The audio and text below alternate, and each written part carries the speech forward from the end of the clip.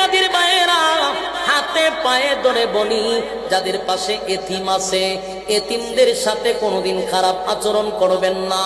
কারণ একটা এতিম ছেলেকে যখন আপনি ধমক দেন, একটা থাপ্পড় মারেন, একবার বিবেকের কাছে প্রশ্ন করেন, এই ছেলেটা কার কাছে গিয়া বিচার দিবে?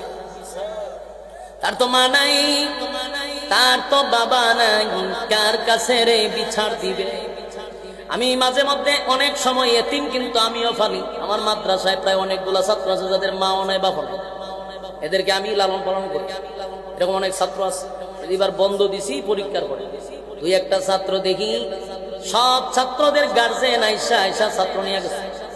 দুই চারটা ছাত্র দেখি মাদ্রাসার চতুর্দিকে আলি ঘুরে, কিরে বাড়ি যাস না কা? বলার সাথে সাথে চোখ দিয়া পানি ছেড়ে জিগাইলাম কান্দোস কার? হুজুর খেয়ে আইসা নিবে।